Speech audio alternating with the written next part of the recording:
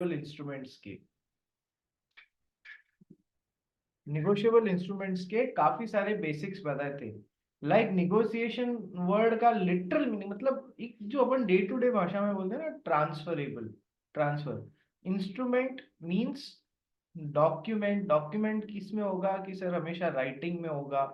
तो sir negotiable instrument जो होता है वो हमेशा डॉक्यूमेंट राइटिंग में होता है। निगोशिएशन मींस ट्रांसफर करने के लिए, ये समझने वाली बात है। ठीक है। अब सर फिर मैंने आपको बताया था कि सर निगोशिएबल इंस्ट्रूमेंट्स एक्ट 1881 है, आया एक्शन में 1882 में था, पर निगोशिएबल इंस्ट्रूमेंट्स एक्ट 1881। ठीक है सर। अब निगोशिएबल इंस्ट्रूमेंट्स एक्ट डिफाइन कहीं भी नहीं करता है कि निगोशिएबल इंस्ट्रूमेंट्स हैं क्या, वो कहीं भी डिफाइन नहीं करता है। लेकिन उसका सेक्शन 13 बताता है कि निगोशिएबल इंस्ट्रूमेंट्स तीन तरीके के, किस ऑर्डर में याद रखना है, एबीसी या केबीसी के नाम से, बस ये हटा के पी डाल दो तो पीबीसी ऑर्डर में याद रखना है अपने को। P stands for promissory note, B stands for bill of exchange and C stands for cheque. क्यों इसी ऑर्डर में याद करना है? Section 4, section 5, section 6 of the negotiable instruments act. ठीक है, इतना समझा दिया था मैंने आपको। Yes sir. अब थोड़ा सा और इसके अलावा मैंने आपको ये भी समझाया था कि ये डेफिनेशन एग्जॉस्टिव इन नेचर नहीं है। दैट कि यही तीन होंगे, और भी तरीके के निगोशिएबल इंस्ट्रूमेंट्स होते हैं, जैसे कि हुंडी। हुंडी लोकल लैंग्वेज में बनी हुई होती है और लोकल उस पे वहाँ के ट्रेडिशंस या ओरिएंटेशंस लगते हैं। तो सर ये भी निगोशिएबल इंस्ट्रूमेंट कहलाती है। इसके अलावा कुछ रेलवे रिसिट्स और बिल ऑफ लेडिंग भी, जैसे कि भले यहाँ पर नहीं आ रहा हो पर इनको ओवर द टाइम अलग अलग एक्ट्स में, जैसे रेलवे एक्ट हुआ, बिल ऑफ लेडिंग क्या होता है, रेलवे रिसिप्ट क्या होता है, आपने माल चढ़ाया, माल चढ़ाया तो रेलवे आपको रिसिप्ट देगा, वो रिसिप्ट जिसको भी दोगे माल उसके पास में चला जाएगा। उसको आगे किसी ने एक्स ने वाई को वो रिसिप्ट दी, वाई ने आगे जेड को दे दी, तो निगोशिएशन तो हो रहा है उस इंस्ट्रूमेंट के थ्रू। तो सर वो निगोशिएबल इंस्ट्रूमेंट, हाँ, not as per negotiable instruments act, क्योंकि निगोशिएबल इंस्ट्रूमेंट्स एक्ट तो बोलता है कि निगोशिएबल इंस्ट्रूमेंट हमेशा पैसे के लिए ही बनना चाहिए, जिससे कि पैसा ट्रांसफर हो एक पर्सन से दूसरे पर्सन के पास में। लेकिन सर निगोशिएबल इंस्ट्रूमेंट्स एक्ट के अकॉर्डिंग नहीं, दूसरे एक्ट्स के according sir railway receipts, bill of lending को भी निगोशिएबल इंस्ट्रूमेंट्स के दायरे में लाया गया है। बिल ऑफ लेडिंग क्या होता है यार? वही चीज जो आप रेलवे में कर रहे हो, जिसके लिए आपको रेलवे रिसिप्ट मिल रही है, जाके रेलवे में माल चढ़ाया तो रेलवे ने आपको रिसिप्ट दी, वो रिसिप्ट जिसके भी पास में जाएगी उसके पास में माल डिलीवर हो जाएगा।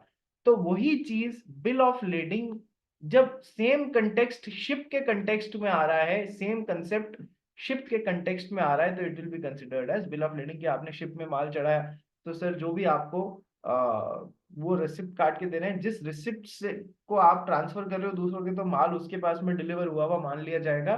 That will be considered as bill of lading. Sir इनको भी अलग अलग तरीके से negotiable instrument, not in NI act but दूसरी तरीके एक्ट्स में माना गया है। ठीक है, चलिए।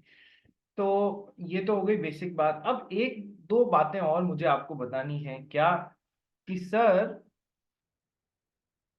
निगोशिएबल इंस्ट्रूमेंट्स में कुछ इंस्ट्रूमेंट्स में मिनिमम दो पार्टीज होती हैं और कुछ इंस्ट्रूमेंट्स में मिनिमम तीन पार्टीज होती हैं।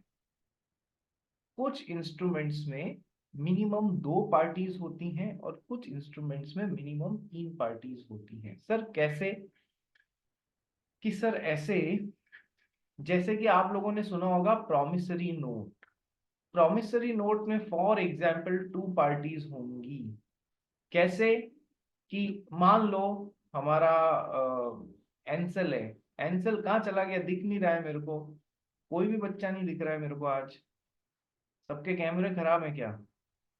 मान लो हमारा एंसल फर्नांडिस है, जो अभी अभी उठ के बस आके क्लास में बैठ गया है। ठीक है, हालत इसकी ऐसी दिख रही है। तो एंसल फर्नांडिस जो है वो प्रिया मिस के पास, वो प्रिया मिस से आके मिलता है। बोलता है प्रिया मिस, मैंने सुना है आप यहाँ सीए का कोर्स बहुत अच्छा सा कराते हैं, सीए फाउंडेशन का, तो मुझे आपका कोर्स ज्वाइन करना है। ठीक है, प्रिया मिस ने बोला इतनी इतनी फीस होगी। ओके। तो एंसल ने बोला मैम मेरे पापा बाहर गए हुए हैं, तो वो जब भी आएंगे ना 1 महीने बाद, तो मैं आपको फीस तब दे दूंगा। तो पीएमएस ने कहा कोई बात नहीं, एक प्रॉमिसरी नोट दे दे मेरे को कि हाँ तू 1 महीने बाद मुझे फीस दे देगा। तो एंसेल फर्नांडिस ने एक प्रॉमिसरी नोट बना के प्रिया मिस को दे दिया। आई promise to pay Priya Bangad Miss a sum of ₹10,000 for teaching me in C, नहीं, सम ऑफ ₹10,000 ऑन, आज तारीख है जैसे 6/3/2026, ऑन 6/4/2026। ठीक है, 1 महीने बाद का। आई promise to pay Priya Bangar ma'am ₹10,000 on 6/4/2026, और नीचे अपना साइन कर दिया ऐसे। तो ये क्या कर रहा है, दो पार्टीज है ना इसमें, यस सर, कौन, एक तो एंसल फर्नांडीज, दूसरे कौन की सर, प्रिया मिस। ठीक है, पेयर और पेई, मेकर और पेई, कुछ भी बोल लो इसको। तो सर इसमें तो दो पार्टीज हो गई। अब जैसे कुछ नेगोशिएबल इंस्ट्रूमेंट्स होते हैं, जैसे कि बिल ऑफ एक्सचेंज और चेक, कि सर इनमें तीन पार्टीज होती हैं। कैसे, कि सर मान लो यही एंसल फर्नांडीज ने प्रिया मिस को चेक दिया होता फीस के लिए 1 महीने बाद का, तो ये रहा चेक, यहाँ पर नाम लिखता पे प्रिया मांगड़ मैम। ठीक है, यहाँ पर डेट डाली होती, यहाँ पर अ सम ऑफ ₹10,000, यहाँ पर अपना साइन करता। और ये चेक किसका है, मान लो आईसीआईसीआई बैंक का है। ठीक है, तो ये यहां पर क्या हो रहा है कि एंसल फर्नांडीज आईसीआईसीआई बैंक को ऑर्डर कर रहा है कि प्रिया बांगड़ मैम को 10,000 रुपए पे किए जाए। ठीक है, यानी कि कम से कम तीन पार्टीज हो गई। एक तो जिसने एंसल फर्नांडीज जिसने वो चेक बनाया, दूसरा आईसीआईसीआई बैंक जिसने जिसको उसने ऑर्डर किया, तीसरा पेई जिनको पेमेंट किया जाएगा। तो कुछ में मिनिमम दो पार्टी, कुछ निगोशिएबल इंस्ट्रूमेंट्स में मिनिमम दो पार्टीज होती हैं, कुछ में मिनिमम तीन पार्टीज होती हैं। क्या ये कंसेप्ट समझ में आया? Yes sir. ये अलग बात है कि सर एंसल फर्नांडीज जो है वो, मान लो उसका एक खाता आईसीआईसीआई बैंक में है और दूसरा खाता एचडीएफसी बैंक में है। धन्ना सेठ है, अलग अलग जगह खाता खोलता रहता है ये। ठीक है, धन्ना सेठ समझता है एंसल फर्नांडीज, हाँ खूब पैसा है। ठीक है, धन गेला है, धन गेला। ठीक है, नेक्स्ट। तो इसने पे एंसल ही चेक बना रहा है, आईसीआईसीआई बैंक का चेक काट रहा है, लिख भी यही रहा है, pay Ansel Fernandes a sum of ₹1 lakh on this and this date, नीचे खुद ही साइन कर रहा है। यानी कि अपने ही एक खाते से पैसे निकाल के दूसरे खाते में डाल रहा है। तो सर इधर जो तीन पार्टीज हैं, इसमें से मेकर और पेई दोनों खुद हो गया, हाँ। पर सर तीन पार्टीज का एग्जिस्टेंस तो है ना, उसमें से दो पार्टीज एक ही जना हो गया, वो एक अलग बात है। पर एग्जिस्टेंस ऑफ तीन पार्टीज तो हो गया ना, कि सर एक मेकर जिसने वो बनाया है, एक जिसको ऑर्डर किया जा रहा है, और एक पेई जिसको पेमेंट किया जा रहा है। तो इस केस में मेकर और पेई सेम हो गए, यस। तो वो एक अलग सिचुएशन है, अलग बात हो गई। बाकी पार्टीज तो तीन ही है ना, जैसे कि चाहे प्रिया बांगड़ मिस हो चाहे एंसल खुद हो। तो एक कुछ निगोशिएबल इंस्ट्रूमेंट्स में दो पार्टीज मिनिमम, कुछ निगोशिएबल इंस्ट्रूमेंट्स में तीन पार्टीज मिनिमम। ठीक है, चलिए ये भी कंसेप्ट अपन ने समझ लिया। अब अ, अब एक कंसेप्ट और समझाता हूं आपको। मिदुष मोदी समझ आ रहा है या नहीं आ रहा है, या बाउंसर जा रहे हैं? आ रहा है सब। आ रहा है। एग्जाम्स 12th के तो अच्छे हुए तेरे या नहीं हुए? अच्छे है। अच्छे ही हुए सर, बाकी नंबर तो पता नहीं कैसे आएंगे, एग्जाम जरूर अच्छे हुए मेरे हैं। ठीक है, तो सर अब आ जाओ, दो चीजें और बताता हूं। एक तो होता है करेंसी नोट्स, और एक होता है बैंक नोट्स। ठीक है, आप लोग पापा से पॉकेट मनी या कुछ मिलती होगी, या रुपए मिलते होंगे ना, या मम्मी से। हाँ, तो सर करेंसी नोट्स कितने कितने रुपए के, कि सर 10 रुपए का नोट देखा है हमने, 20 रुपए का नोट देखा है हमने, 50 रुपए का नोट देखा है हमने, 100 रुपए का नोट देखा है हमने, 200 रुपए का नोट देखा है हमने, 500 रुपए का नोट देखा है हमने, 2,000 रुपए का नोट देखा जरूर था, पर अब वो चलता नहीं है। ठीक है, वो बंद हो गया। चलिए सर, ये तो हो गए करेंसी नोट्स। करेंसी नोट्स कौन इशू करता है? कि sir currency notes RBI print करता है। आरबीआई कौन? Banker to the government. Banker to the government, yes और no? Banker of banks and banker to the government RBI, ठीक है सर। तो ये गवर्नमेंट के बिहाफ पे ये नोट्स प्रिंट करता है और मार्केट में डालता है। कोई भी करेंसी नोट आप उठा के डालेंगे, उठा के देखेंगे, तो उस पे आरबीआई के गवर्नर का प्रॉमिस होता है। I promise to pay the bearer a sum, मान लो 200 रुपए का नोट है, I promise to pay the bearer a sum of ₹200 लिखा हुआ होता है उस पे ऐसे, यानी हर नोट पे जितने रुपए का होता है उस पे आरबीआई के गवर्नर का प्रॉमिस होता है। तो सर क्या ये प्रॉमिसरी नोट हो गया या नहीं हो गया? एक तरीके का सर हो गया ना, क्योंकि it's a promissory note. Yes sir, whereby RBI का governor is promising you to pay a sum of ₹200 जब भी आप उसके पास में नोट लेके जाएंगे। तो सर पैसे के लिए है या नहीं है? हाँ सर, मनी के लिए है। रिटर्न फॉर्म में है या नहीं है? हाँ सर। प्रॉमिस है या नहीं है? हाँ सर। दो पार्टीज हैं या नहीं है? एक तो आप और एक आरबीआई का गवर्नर। हाँ सर। तो सर सारे लक्षण हैं इसमें प्रॉमिसरी नोट के, ठीक है। पर क्या ये promissory note as per negotiable instrument act की डेफिनेशन में आएगा? सर अब देखो काम की बात। एक आरबीआई एक्ट बना है 1934। आरबीआई कब बना था? आरबीआई एक्ट 1934 के थ्रू बना था। उसने करेंसी नोट्स के ऊपर निगोशिएबल इंस्ट्रूमेंट्स एक्ट नहीं लगने की बात कर दी है। एम्बिट से बाहर निकाल के ले आया कि आरबीआई बोला नहीं तो मुझे अपना आरबीआई एक्ट तो फॉलो करना ही पड़ेगा, और उसके ऊपर इन इंस्ट्रूमेंट्स पे निगोशिएबल इंस्ट्रूमेंट्स एक्ट और लग जाएगा, तो मुझे उसका भी ध्यान रखना पड़ेगा।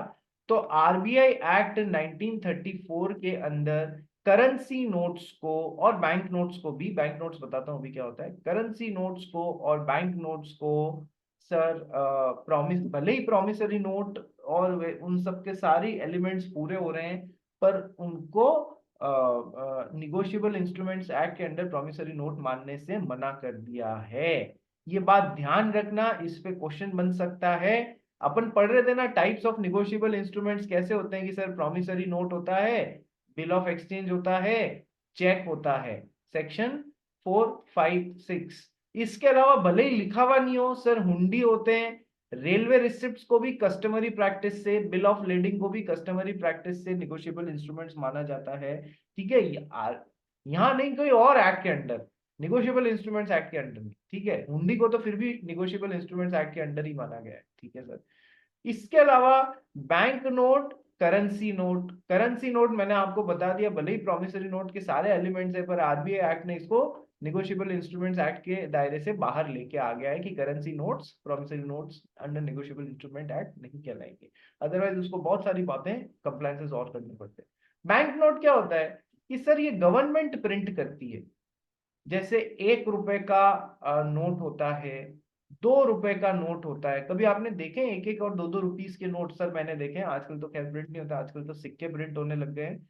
तो सर ये जो नोट्स होते हैं ना, बैंक नोट्स, 1 रुपए का, 2 रुपए का, जो खुद गवर्नमेंट प्रिंट करती है, और करेंसी नोट्स जो आरबीआई प्रिंट करता है गवर्नमेंट के बेसिस पे, 10 रुपए का, 20 रुपए का, 50 का, 100 का, 200 का, 500 का, ठीक है। फर्क नहीं पड़ता। समझने वाली बात क्या है कि बैंक नोट्स और करेंसी नोट्स को आरबीआई ने, आरबीआई एक्ट 1934 में एक लाइन लिख के इनको negotiable instruments under the negotiable instruments act की डेफिनेशन से बाहर निकाल दिया कि इन पे एप्लीकेबल नहीं होंगे, करेंसी नोट्स और बैंक नोट्स पे निगोशिएबल इंस्ट्रूमेंट्स एक्ट एप्लीकेबल नहीं होगा। Got the point? Yes sir. चलिए पढ़ना चालू करें अब। यस सर, ठीक है। यहां से पढ़, कौन पढ़ेगा? सबसे पहले तो दर्शित अग्रवाल। Yes sir. हमारे लिए देखो, जो इंपॉर्टेंट पैराग्राफ्स है ना उन्हीं पे अपन टाइम खराब करेंगे। बेकार के पैराग्राफ्स पे अपन to the extent possible time waste नहीं करेंगे।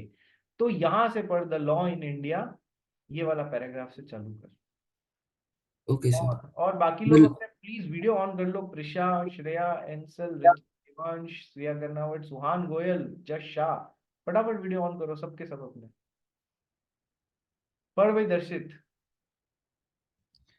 The law in India relating to negotiable instruments is contained in the Negotiable Instrument Act 1881. This is an act to define and amend the law relating to promissory notes, bills of exchange, and checks. The act applies to the whole of India, but nothing herein contained affects uh, the Reserve Bank of India Act 1934.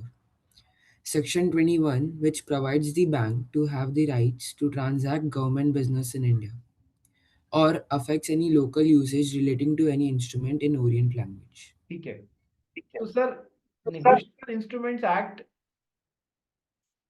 के area को govern करने के लिए कौन सा law बनाया हुआ है कि sir NI act 1881।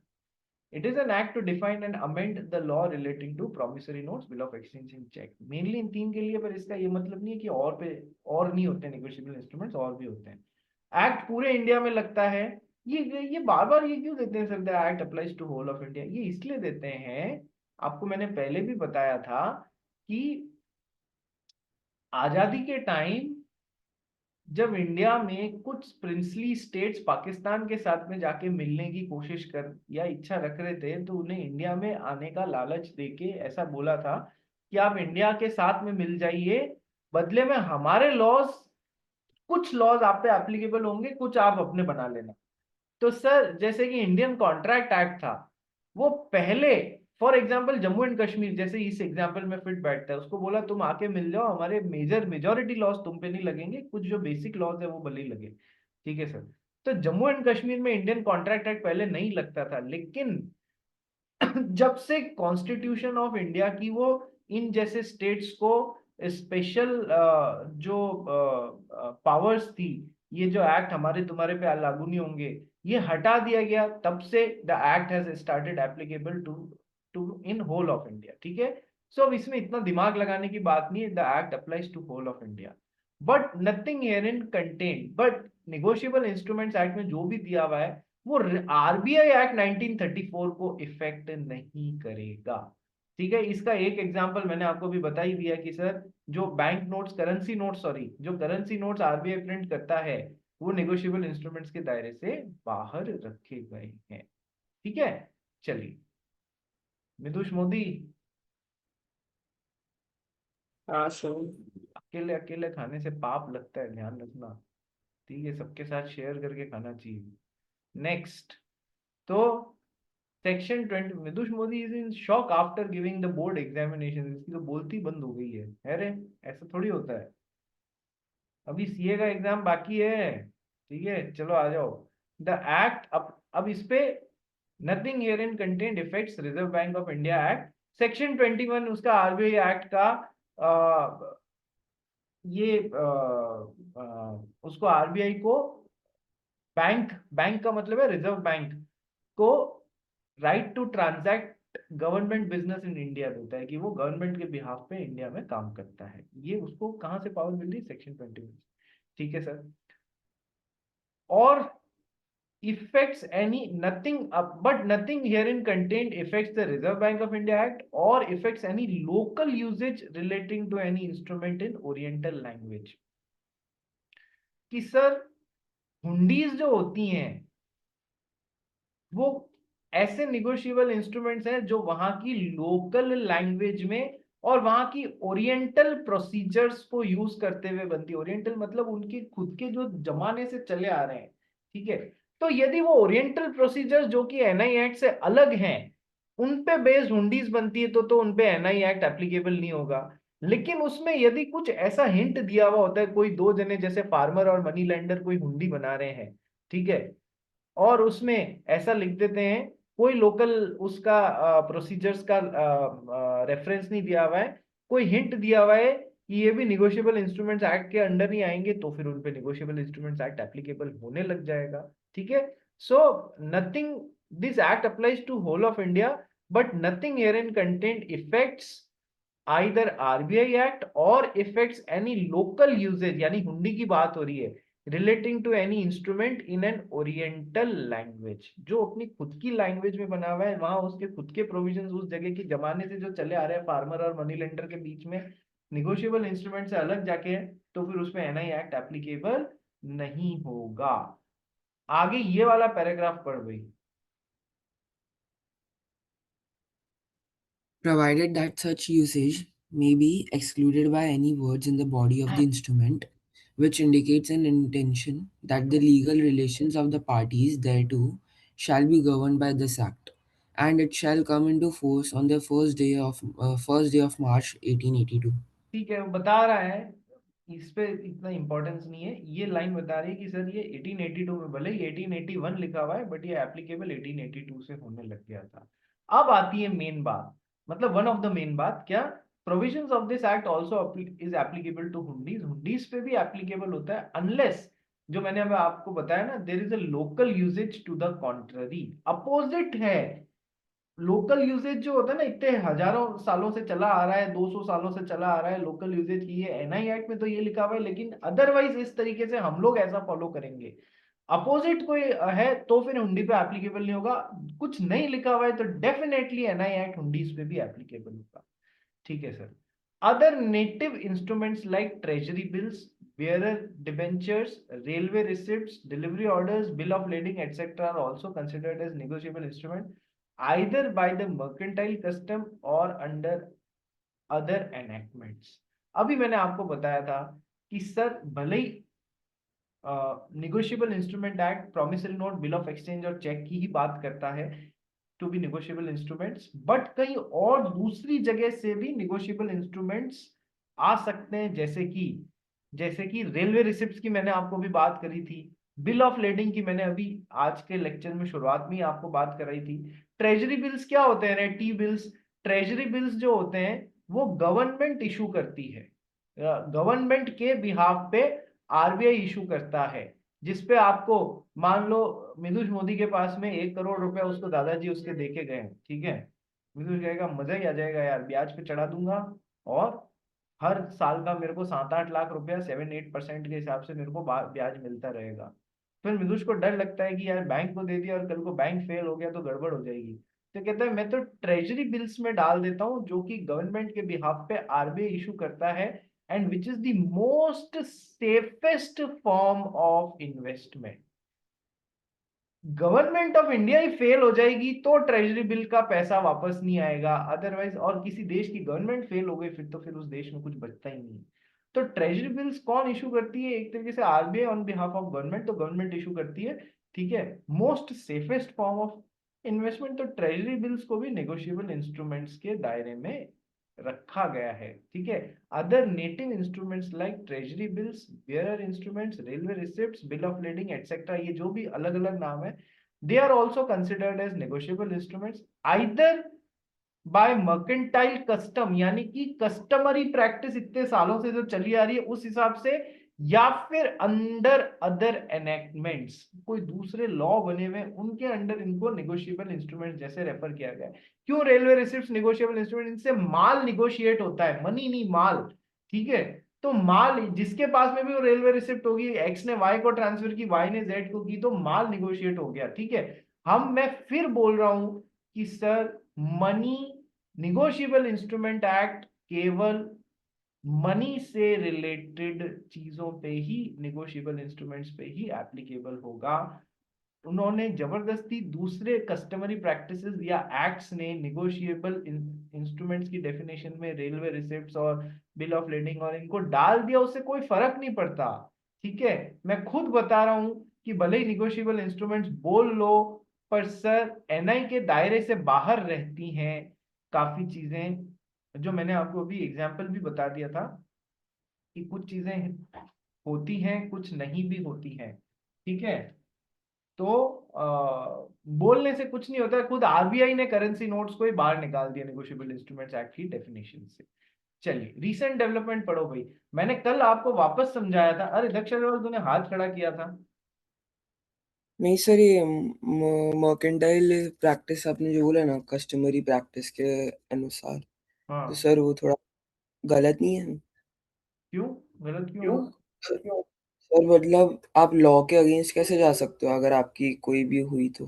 Customary practices इतने सालों से जो चली आ रही हैं, उन्हीं के बेसिस पे तो कानून बनाए जाते हैं या उनको रेगुलेट। तो हमारा कोई कस्टमरी प्रैक्टिसेस चल रहा है ना, उसमें ऐसा लॉ बनने से बहुत सालों, हजारों सालों, 200 500 साल पहले लॉ कब बना है? 1881 में बना है। उससे 300 साल पहले से ऐसा होता था कि फार्मर और मनी लेंडर आपस में कोई चीज बनाते थे तो वो उस कस्टम से ही बनाते थे। तुम्हारे लॉ बनाने से कोई रातों रात तो चीजें तो बदल नहीं जाएंगी। ठीक है, तो कई चीजें, कई लॉ कस्टमरी प्रैक्टिसेस पे भी बेस्ड होते हैं, वहां that is also acting as a source of law. ठीक है, तो एक डिमार्केशन किया गया है, कोई दूसरे एक्ट्स या कस्टमरी प्रैक्टिसेस से भी यदि होता है। अपन ने ये चीज वहां पर भी तो पढ़ी है, जैसे कि दूसरे, जैसे कि अपने पार्टनरशिप में, पार्टनरशिप एक्ट 1932 में क्या पढ़ा है कि सर वैसे तो पार्टनर को सैलरी नहीं देते हैं, वो प्रॉफिट्स का हकदार होता है, लेकिन यदि उस फर्म की कस्टमरी प्रैक्टिस है तो फिर पार्टनर्स को सैलरी देंगे। तो फिर लॉ के अगेंस्ट भी तो काम हो रहा है ना। ओके सर, समझे। ठीक है, वैसा ही एक रेफरेंस। चलिए, सो दूसरे एक्ट से भी निगोशिएबल इंस्ट्रूमेंट्स के बारे में पता लगता है। फिर मैंने कल आपको ये बात और बताई थी कि सर जो पुराने एक्ट्स है, जैसे इंडियन कॉन्ट्रैक्ट एक्ट 1872 या पार्टनरशिप एक्ट 1932 या फिर सेल ऑफ गुड्स एक्ट 1930, ये सेटल हो चुके हैं, अब इनमें कोई चेंजेस आते नहीं है। लेकिन ये निगोशिएबल इंस्ट्रूमेंट एक्ट ऐसा है, ये आज भी डायनामिक एक्ट की तरह काम कर रहा है। और इसमें आज 2015-18 तक भी हमको अमेंडमेंट्स देखने को मिले हैं। ये मतलब इसमें चेंजेस आते रहते हैं। तो रीसेंट डेवलपमेंट पढ़ ले भी एक बार। Recent developments. The Act was amended several times. Following are the significant amendments made in the Negotiable Instrument Act 1881.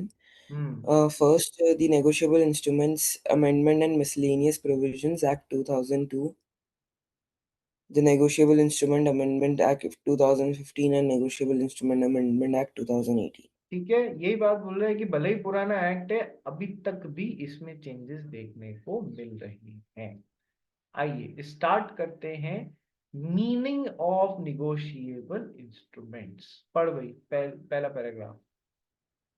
Negotiable instruments is an instrument. The word instrument means a document which is freely transferable by customs of trade from one place to another by mere delivery or endorsement and delivery.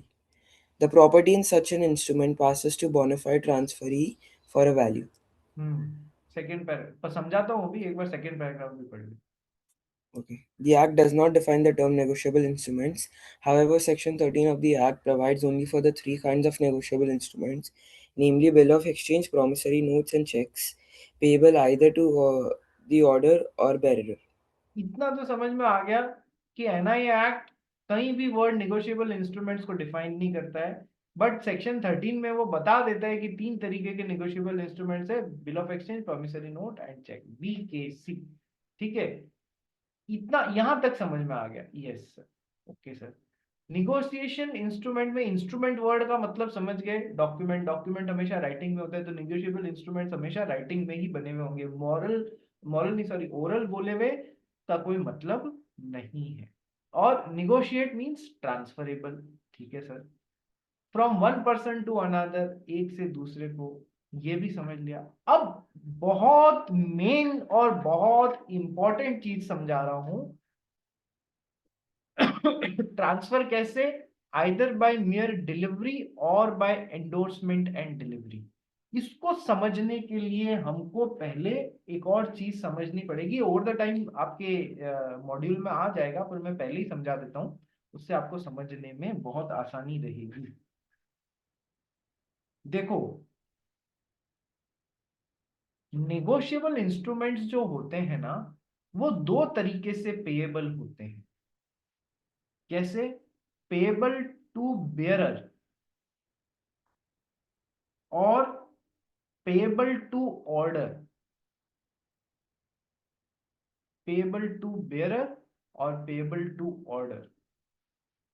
Bearer का मतलब तो ये होता है जिसके भी हाथ में है, जो उसको बेयर कर रहा है उसको पे कर दिया जाएगा। मान लीजिए एक्स ने एक निगोशिएबल इंस्ट्रूमेंट बनाया और वाई को दे दिया, उस पे लिखा हुआ था पेबल एज टू बेयरर, जो भी इसे लेके आएगा मैं उसको पेमेंट कर दूंगा। वाई ने वही निगोशिएबल इंस्ट्रूमेंट जेड को डिलीवर कर दिया, डिलीवरी दे दी। जेड ने ए को दे दिया, ए ने बी को दे दिया, बी लेके एक्स के पास में आया, B is the bearer right now, bearer of that instrument. तो बी जो इसे लेके आएगा ना, तो जो भी उसे लेके आएगा वो उसको पेमेंट कर दिया जाएगा। ये तो हो गया बेयरर इंस्ट्रूमेंट्स। और ऑर्डर इंस्ट्रूमेंट्स क्या होते हैं कि सर एक्स ने ऑर्डर किया, एक्स ने एक चेक बनाया, यहां पर साइन किया, उसमें नाम लिख दिया दर्शित अग्रवाल। ठीक है सर, तो this is an example of दर्शित अग्रवाल और ऑर्डर। तो ये ऑर्डर इंस्ट्रूमेंट हो गया, मैं अभी दिखाता हूं आपको। तो सर दर्शित अग्रवाल, क्या इसे ये मेनली दर्शित अग्रवाल या इसके इसने जिसको भी ऑर्डर किया है उसको पेमेंट के लिए बन जाएगा। अब ये ऑर्डर इंस्ट्रूमेंट है, ध्यान रखना, बियरर इंस्ट्रूमेंट नहीं है, ऑर्डर इंस्ट्रूमेंट है।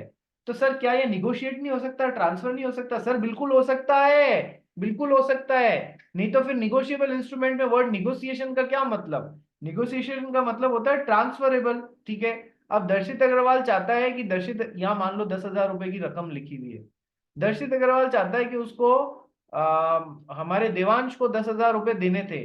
तो उसने क्या किया, इस चेक के पीछे देवांश का नाम लिखा कि मेरे बिहाफ पे इसको पेमेंट कर दिया जाए, और नीचे दर्शित अग्रवाल ने अपना साइन कर दिया। ठीक है सर, देवांश को पेमेंट करना था मिदुष को, तो देवांश ने उसी चेक पे मिदुष का नाम लिख दिया आगे और नीचे अपने साइन कर दिए।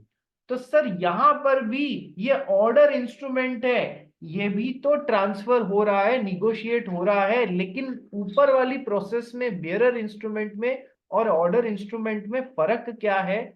बियरर इंस्ट्रूमेंट्स जो होते हैं वो केवल नियर डिलीवरी से दे दिए जाते हैं।